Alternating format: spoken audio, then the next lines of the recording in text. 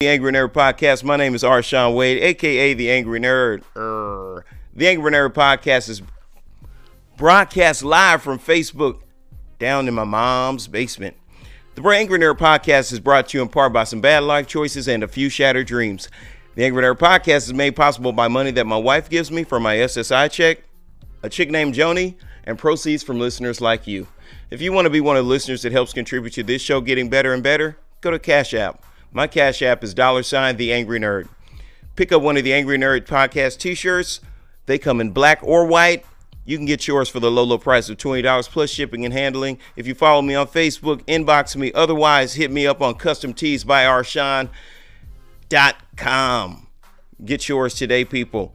Guilty plug out of the way. I want to suggest a book. I'm reading a book, and I'm not going to bleed all over tonight's episode with my personal issues, but The Relationship Dismount by Mr. Zoe Williams. When you look it up, I think his given name is Renard. I really want to meet him so I can ask him where Zoe comes from. But anyways, Renard Williams, The Relationship Dismount, How to Stick the Landing When Exiting a Toxic Relationship. Now, I have a problem with the title because it suggests that this is the book that you read after a relationship, when it's quite the contrary. It's actually a book that you should read at the beginning of a relationship, prior to a relationship, if you're in a relationship, or if you are a human being. I think you should read this book because it has a ironclad message. It's workbook formatted. It's also similar to like what do you call that real life feeling, biography. It has the biographic aspect of it. So if you follow Zoe Williams and you know anything about him, then it's kind of eye-opening, some of the information that he shares based on his personal experiences. So it's a really good book. The Relationship Dismount, How to Stick the Landing When Exiting a Toxic Relationship. Check that out. They have it on Kindle and Audible for anybody who doesn't have the time to sit down and read an actual book. Trust me, I get it. But they do have it on Audible and Kindle. So whichever one of those you prefer, check it out.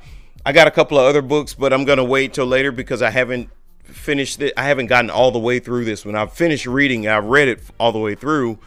But then you want to go back and you want to actually do the activities and the workbooks in the book to make it real. I don't think that reading a self-help book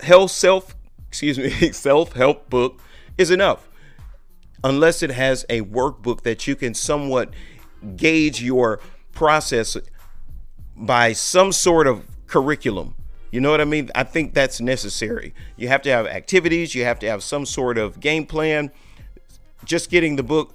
If I just give you all of the ingredients to make a cake and say, here, make a cake, without giving you any instructions, without walking you through the process of actually making a cake, you're going to make a disaster.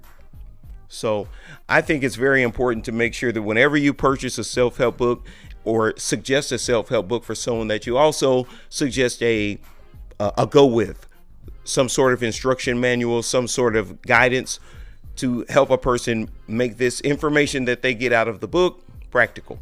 All right. Jumping into tonight's topic. Tonight's topic is corporate America and its side piece. You. Most people will not admit that they are whores, for lack of a better phrase. Is whore worse than prostitute? Prostitute, whore? I don't know. Anyways, working girl. There we go. Most people will deny the fact that they are working girls for the system, when in fact, most of us in America are working girls for the system. Most of us are the side piece for our companies that we work for, businesses or a subsidy, whatever, however we're making our money. Even the entrepreneurs. I have a small business myself. I'm not one of those small business owners that shames other people who aren't starting small businesses, but I do encourage people to start small businesses. And I understand if you don't, because it's a lot of work. You work your job for the man, and then you come home and you try to figure out how to build your own company. I get it. It's a lot of work. And I don't shame people who aren't entrepreneurs, because I know exactly how difficult it is and how much work it is. And everybody ain't doing it like they're portraying on Instagram. They're just not, except for the guys who are, and the ladies who are finessing. Oh, they're making it. And then they are putting it off under the guise of entrepreneurial endeavors when in fact they're just out there finessing the game. You'll see they'll get the PPP roundup whenever they get all those people too.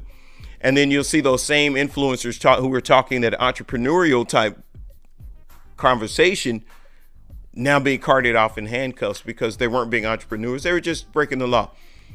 And I'm not mad at them for that either. That's a whole other conversation. But first, let's identify what a side piece is and the attributes and the traits of a side person. Because a side piece can be a man or a woman. That's why I don't use the term side chick or side dude, side piece, because that's universal. So let's look at our first definition. I'm getting this information from Urban Dictionary because the word side piece is a colloquial idiom. So we don't have a Merriam-Webster's definition of what a side piece is. So let's check it out. Urban Dictionary says side piece, a woman who's one level above a jump off, but always below the wife. A side piece must know her part. While he may meet your family, you will never meet his. A side piece is a woman who will never commit to, he will never commit to. A side piece will never be wife material. Only an easy lay. Boo on that one. Thanks a whole lot for that boo button. Jesus Christ, that sounds terrible. It sounds like a horrible existence. Good for me. That kind of plays to my point. Okay, side piece. A guy that does anything you want that isn't your boyfriend, and you can still get with other guys. The best thing a girl can have. C, are you with your side piece? J, nah, I'm with another guy. Yeah, that's right. We're going to boo them hoes too. So, a side piece appears to be a person who is in a relationship with someone who has a primary relationship. The side piece relationship is a secondary relationship. For instance, a man and a woman are married. They marry 5, 10, 15 years, whatever. Later on in the game, the husband decides to take what we used to call a mistress, but now we call it a side piece. Now, let's look at the attributes of this side person or the qualifications for being a side person. You have to be okay with the fact that the person that you may be giving your heart to has a primary relationship and that you will always play second fiddle. You will always be the first runner-up. That's the best thing that you can ever get out of this relationship is number 2. You have to be okay with that fact first. And another thing, the side piece isn't concerned with where you're at, what you're doing, who are you with. The side piece doesn't have any right to ask questions like this because they are not the primary relationship. The side piece is a very convenient individual for a selfish person. So selfish people oftentimes gravitate toward the side person, and the side people who typically don't feel very great about themselves, they entertain what little crumbs they can get from this guy or girl. So how does that relate to me, Arshawn, being corporate America's side piece? I'll tell you how it relates to you. The primary relationship gets all of the benefits. If the primary relationship dies, the side piece and their kids don't get any money. The side piece and their kids, unless special provisions have been made, there is nothing coming monetarily for the side piece and the side babies. I'm sorry, it's just not. I don't make the rules. All of the benefits lie with the primary relationship. So the primary relationship between corporate America's primary relationship is with money. Oh, you damn right. I tricked you guys into a conversation of all roads lead to capitalism because it is true. All of the social ills can find an avenue back to capitalism. I promise you, with any type of perusal, any type of scrutiny whatsoever, all roads lead back to capitalism. Find one bad thing in our society. Find one thing that we're having a problem with in this country, and I will tell you how capitalism created it. So what we see in relationships are this. Man and woman have jobs, they have careers. Long gone are the days of mom staying home raising a family. There are very few people in middle America who have the ability and the privilege to have a stay-at-home wife. Okay? There are very few in middle America who are afforded that privilege. So what the social landscape looks like is mom and dad are going to work. Mom and dad think that they have a primary relationship in their marriage, when they are both, in fact, the side pieces for their respective companies. How could they be side pieces to their companies, Arshawn? Well, oftentimes we both work.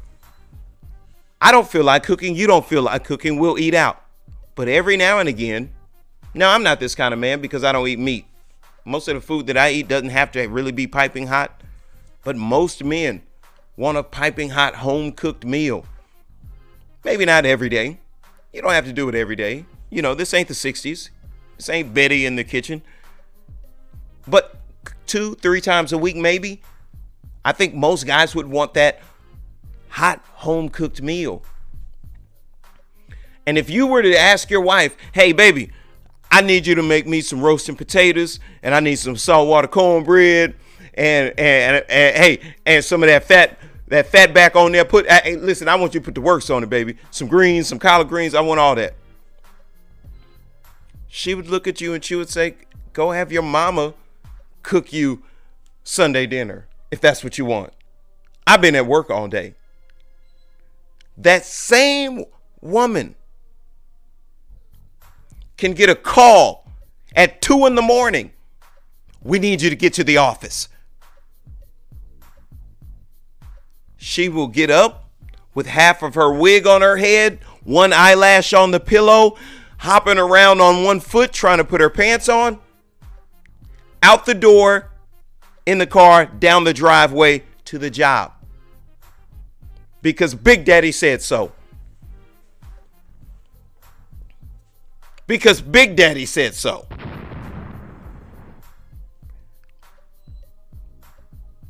You got a wife, she's complaining. Hey, baby, I need you to cut the grass. The grass growing up pretty tall. You know, the eave needs to be cleaned out. We need to get those bushes up out of the drain. That needs to be done. Baby, I've been at work all damn day now. All right?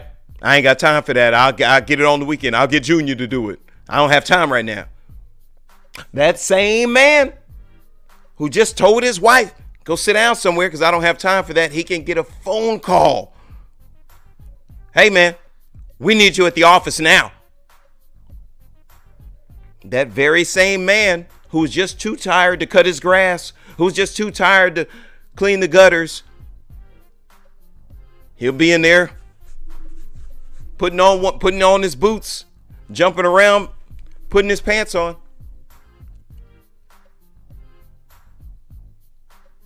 Because Big Daddy said so.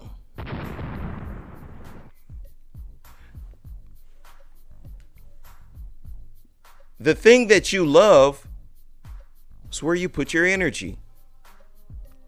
That's where you put your time. That's where you make your investment.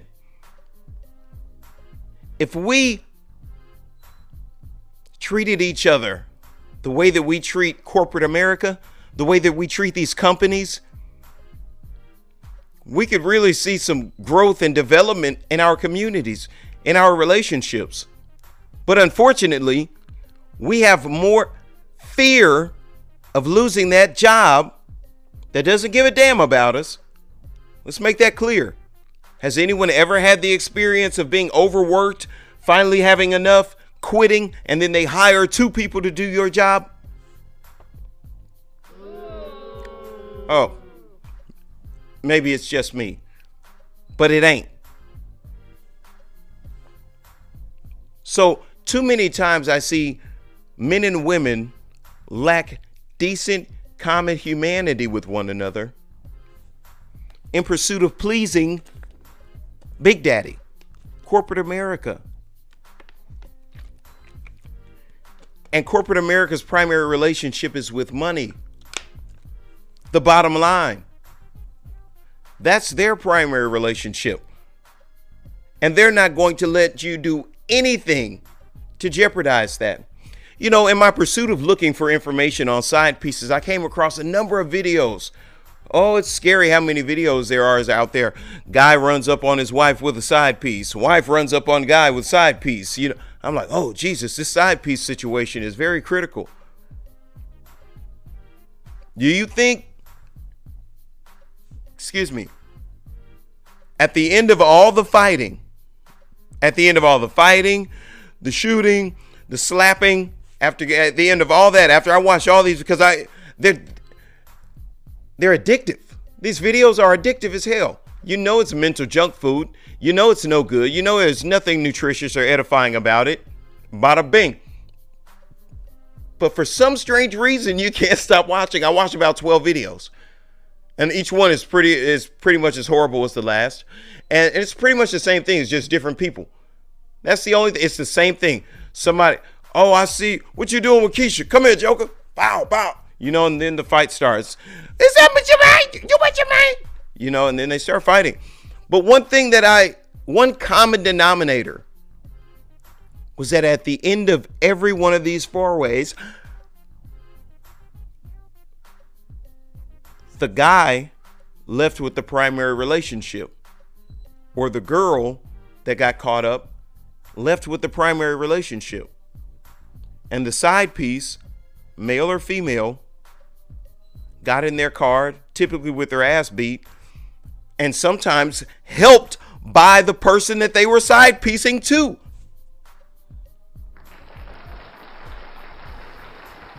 Don't want to talk about that element. Now here's where I took you all the way down the rabbit hole just to bring you back. At the end of the day, who does corporate America side with? After they screw you around at the job, after they work the stew out of you, who does the company side with? Have you ever had a situation where a customer calls and complains and the supervisor comes and jumps down your throat without even asking you a question? Comes and jumps all up and down your stuff about something that may or may not even be true. Oftentimes, we find ourselves more subservient and more lenient and more forgiving to the companies that we work for than we do to our own families. And at the end of the day, when it comes down to you and your paper, when it comes down to you and their paper, they're going to pick their paper every time. This is a revelation for me because I was the guy who wanted to do everything the right way. Hey, why don't you guys just come to work on time? Why don't we just go ahead and work and do a good job? Why don't we put 100% effort into this job so that we can get rewarded? We do a good job. We show up early. We work late. We bust our ass. We get new clients. The company's going to love us, right? We're going to be rock stars. That's not how it works. Naivete. I'm sorry. It is my way. I always think that things are more majestic and beautiful than they actually are. In reality, it's a very ugly thing. In reality, they don't give a shit how well you do your job. They do not care how many customers you have brought to the company. They have nothing in them that gives a damn about you as an individual. Continue to bring it in. You'll only hear from us when we see the trend going in the wrong direction. As long as you're winning, you're our boy. As long as you're winning, you're our girl. Isn't that how the side piece relationship works? Long as you keep giving me all of these perks and I have to give you very minimal maintenance. Yeah, I'll get your nails done. Oh, sure, I'll get your hair done. Yeah, I'll pay your cricket bill. No problem. I'm not paying your mortgage. I'm not paying your utilities. I'm not grocery shopping at your house. I'm not paying your car insurance. I'm not changing the oil on your car. I'm not cutting your grass.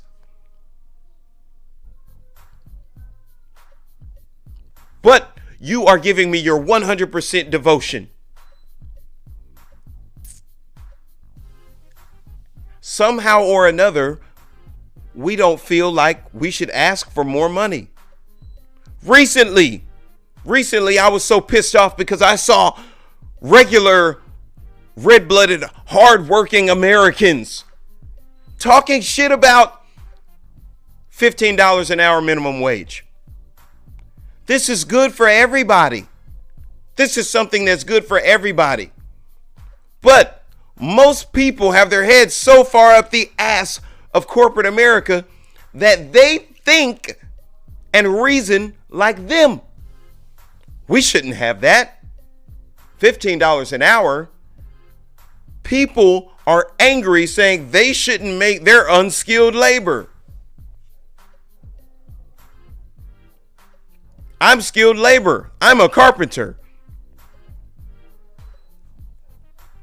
Well, here's my thing about it. My thing is this. If the minimum wage goes up to $15 an hour. Where's it at now? 11, 12? So if it goes up, let's say it's 12, it goes up to 15. $3 increase.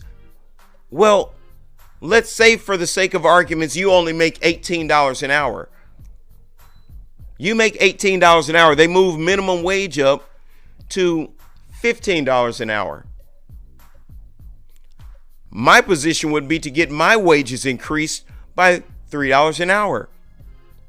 Arshawn, why do you think that you should get your wages increased by $3 an hour? This is what I was asked. I said, because when I started working, I was already making $3 an hour more than minimum wage. My skills are worth $3 an hour more than minimum wage.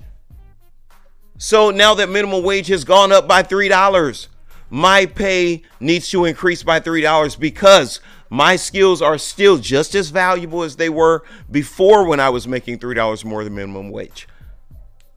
So that's what people have to really drill down on. They get so caught up in all of the rhetoric that you're just as poor as the person that you're trying to keep down. Let's be real about this. $15 an hour, that's $30,000 a year. Before taxes, that's not a lot of money. That is not a lot of money.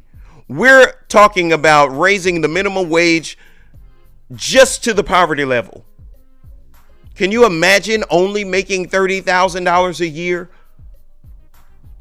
before taxes?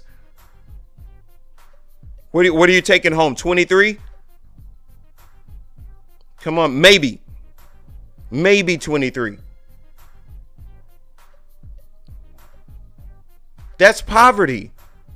And some strange reason, people think that they have more of an identity with the bigwigs than they do with the person who's making less than $15 an hour right now. If you make less than $15 an hour, if you make $15 an hour, you live at your grandma's house. There's no way you can make it out here on your own off of $15 an hour. You just can't do it. I mean, unless you have a way of supplementing your income. Bunny ears on that. Which is why a lot of people do it. That's why you're seeing a lot of people starting wig businesses and hair care businesses and some type of at-home business to where they can supplement their income, because you just can't survive out here off of that little bit of money. which is why capitalism is the crux of the problem. Capitalism is the crux of the problem. Capitalism is the reason why we turn our asses out to the corporate bigwigs and allow them to molest us time and time again. We allow these people to abuse us. We allow these people to misuse us. Lo and behold, one of us gets sick. Well, anybody who's ever actually had a side piece, what happens when your side piece's kids are sick? I don't know. I never checked on them. I have no idea. I know what goes on when my kids are sick. And I know it sounds bad. I know it sounds horrible. I know it sounds terrible when you say that, like, wow, you didn't care about her at all. A person takes care of what's in front of them. The kids in your house are all, if you have children in separate marriages like myself, the children that live in your house are just going to get more things than the kids that don't. When I think about going to buy kids shoes, it's not because my daughter is my princess and I was thinking about her. No, it's because my two little guys are running around here with the shoes all busted. So I'm like, it's time to buy shoes. And then it's like, oh, I got another kid. Let me buy her some too. Because people aren't horrible. They just take care of what's in front of them. So if I have a side chick, I don't care. It's not that I don't care. I'm not thinking about her kid being sick. And in essence, I don't care about her kid being sick because I'm not concerned about it. Corporate America, what happens when your kid gets sick? They don't give a damn. Well, you know, you only got 6 points. If your kid's going to be sick, you're going to be out for 3 days. It's 2 points a day. That's 6. So that means you stay out these 3 days to take care of your kid. You can't miss any more days this year. You're fired. That's how corporate America handles you.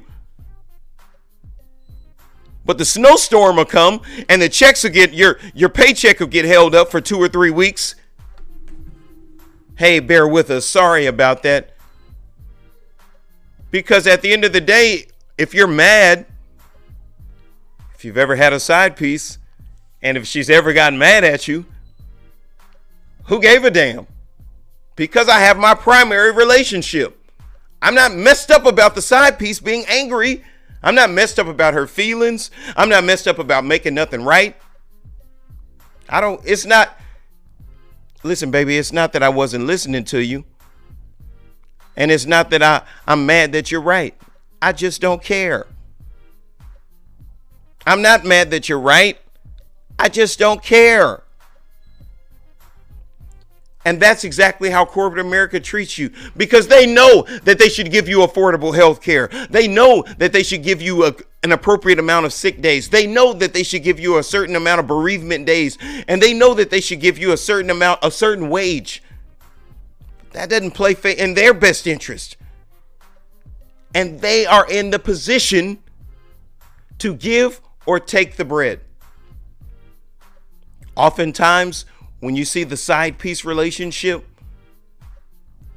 whoever that person is usually has some sort of financial advantage over the person that they're using as a side piece, which is exactly what corporate America has over us. You want to pay your rent, don't you, boy? Want to pay that light bill, don't you? I'll cut your lights off, boy. That's exactly the game that they play. Because anytime, one of the very few things that I've seen corporate America be intimidated by are unions. Say what you want. Say what you want. Oftentimes, people only have problems with unions because they don't do good business. See, when you're one person going into an office, when you're just the side piece, you can be treated any kind of way. You can be dealt with any kind of way. But when you have a company behind you, a machine behind you, when you have a union, no, It's not just not going to be me who doesn't show up to work tomorrow. The entire plant isn't showing up tomorrow if we don't get what we need. People don't like to deal with unions. It's because you can't abuse me. You can't use me. You can't mistreat me. And so regardless to how you look at it, it's going to be a host-parasite relationship to where the companies are draining the lifeblood of the men and the women in this country. It's going to be a host-parasite relationship. There's no way around that. Even though I am the host, you're eating off of me for free. I'm going to make this as comfortable as possible. And that's what trade unions do. Oftentimes when I see a company that has a really long history and they don't have a union, it tells me a lot about that company. Because unions, I feel like, keep things fair. I didn't say they're perfect, because I know there's going to be some people talk trash, unions this, unions that, yada, yada, yada. It's because you have been brainwashed by the corporations in this country. That's why you think things should go a certain way. Company man, get sick. They'll fire you, towing the company line. They'll fire you, hire another dude that looks just like you, and keep it pushing. You're not special either. Ain't no one's bigger than the mob. Let me say that again. Nobody's bigger than the mob. The CEO, they'll get him out of there. The president of the company, they'll get him out of there. They will vote these guys out. See, the company is a creature. The company is a creature that devours. It's a bottomless pit. There's never enough. It always needs more.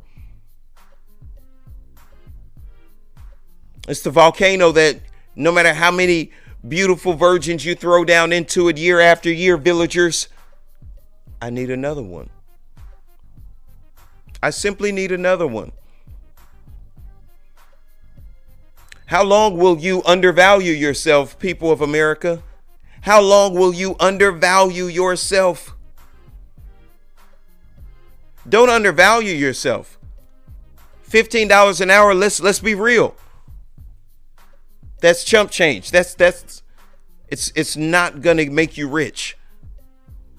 I'm not saying that as somebody who's rich. I'm saying that as somebody who's made $15 an hour. You're not about to change anyone's life with $15 an hour. You're going to make things just comfortable enough for them to be poor. That's it. The problem that I have is with the willing participants who then turn around and become ambassadors for the company. Those guys who come out there and sell you all the dreams. I've been that guy before, so I feel qualified to speak on that. The company guy who said all the rhetoric and did all the stuff that needed to be done. We need you to fire guys. We need you to do this. We need you to write. Sure thing. Sure. Until I felt my manhood being compromised. Until I said, no. I'm sorry, what'd you say, Arshawn? I said, no. I'm sorry. What is no for 200, please, Alex? Oh, you'd have messed up. You've messed up. Because that is not what corporate America likes. Corporate America like, yes, sir. Sure thing, sir. Oh, whatever you say. I sure was getting ready to do it. Look, I woke up this morning. The only thing on my mind was, how can I make you happy? Woo, I can't wait. Boy, watch when you come back. This place is going to be so clean. Oh, it's going to be so beautiful. Watch. I can't wait. Oh, look, leave. Hurry up. Go. Hurry up and go so you can come back. So you can come back and I can see the look on your face when I get done. Oh, boy, I'm about to do a bang up job in here, baby. That's what corporate America wants. Buffoons. Clowns. People who will do whatever they're told to do whenever they're told to do it. People who are willing to stand in front of a speeding train for this company. And unfortunately, that is the diehard devotion of a side piece. A side piece will get beat up by your baby's mama. A side piece will get knocked out by your baby daddy. A side piece will get charges pressed on them. A side piece will hold illicit materials for you. A side piece will take extremely dangerous chances with their life for you. A side piece is nearly an exhibitionist. A side piece is a demolition person, rough and tough and rugged and able to put up with a whole lot of crap. There are some who would like to glorify the lifestyle of a side piece. There are some professional side piecers out there who would like you to believe that they are happy in their position of a side piece. One thing I've learned about living life just the tiniest bit is that if you let people talk long enough, they'll tell you everything that you need to know. Let these people talk to you and listen to them, and you will find out oftentimes these people are not happy. These people are miserable. I've been around these people. I'm like, my house can fit in your living room. What are you unhappy about? Why are you morose? And it's because these people are intelligent enough to know that they are selling proverbial ass at a very high premium in regard to your spirit and your soul and what that does to a person. How it cleaves something out of you to be able to go out and call the shots that they call. Or bringing it back to hood terminology, if you're washing up in your side piece's sink and look over and see one of their kids' toys in the bathroom. Remember the first time you saw that, it humanized you a little bit? But then after a while, you can walk right on that little squishy toy. Keep on walking. And that is the toll that being corporate America's side piece takes on people. You see these very successful people take their own lives. You see these very successful people, kids ain't shit. You see these very successful people, life is in disarray. Super successful people climbing on up on the company ladder. Hope it doesn't take too long. Sorry, that was Boston. Anyways. Climbing the company ladder. Trying to make it to the top. I'm the chief executive.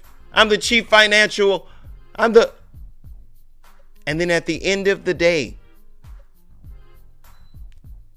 I understand why some of the extreme cases take their lives, because I had to come to grips with it. How can I accept this shit and then come home with my chest poked out to my family like a man? I just did something today that I didn't agree with. I ain't talking about me. I got fired. Metaphorically, there are people day in and day out. We ain't talking about Harvey Weinstein and Bill Cosby stuff. We ain't talking about casting couch stuff. We're talking about men and women in the service industry, all manner of jobs, compromising who they are as people in the name of the greater good of this company that doesn't give a damn. And you think about all the men and women all across this country who are side piecing, side duding, side chicken, all over this country.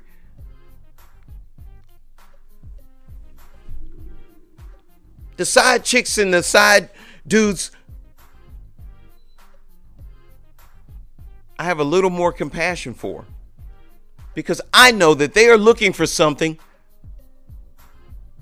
that they never knew that they wanted, that they never knew that they needed.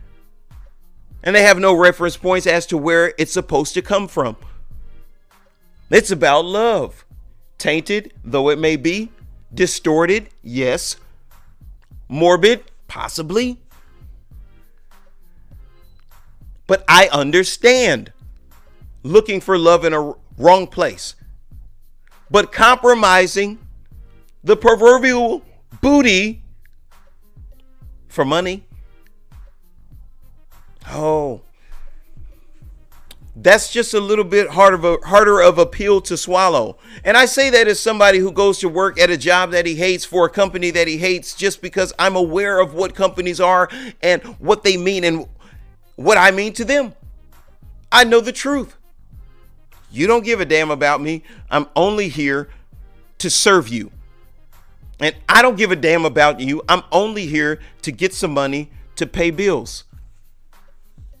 If I hit the lottery, or if one of my old family members passes away and leaves me a bunch of money, I'm going to show up here butt naked and let you know exactly what I think about you. And for anybody who's wondering if I'm just sending for dramatic effect when I say that, no, I literally mean that. I 100% mean that. If I ever come into a big chunk of money like that, I am going to get butt naked and show up to work. But I got to make sure that the money is real. I'm talking about, I'm going to wait till I got the bag, baby. I got the bread. And I'm showing up butt naked. Simple and plain. And because I hate these people. I hate the institution of money. I hate the institution of capitalism. I hate what it does to people. If capitalism didn't exist, people wouldn't prey on other people this way. If companies didn't exist in the capacity that they do, they wouldn't be allowed to prey on human beings. They live off of our lifeblood. Whoever came up with the concept of corporations and companies was Frankenstein.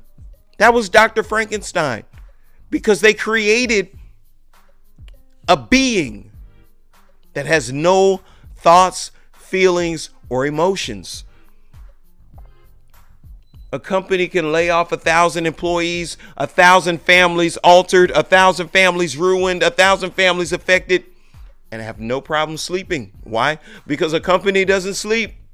A corporation doesn't need rest. A corporation doesn't have a conscience. Well, every single person has someone they can put it back on. Go ask the CEO. The board voted. Well, I voted like this because that. Well, if I hadn't have voted this, then they would have voted that. So on and so forth. Until we get all the way down to the nitty gritty that capitalism is a beast. I think the good brother Jeff Brown, the comedian Jeff Brown, very, very funny, very, very funny. You guys should check him out. GB Funny Style, I think on Facebook or Instagram, one of them. Very funny comedian. He referred to it as paws, mouth, and ass. The corporate machine that eats, the bottomless pit that just eats and consumes everything in its path. The paws, mouth, and ass.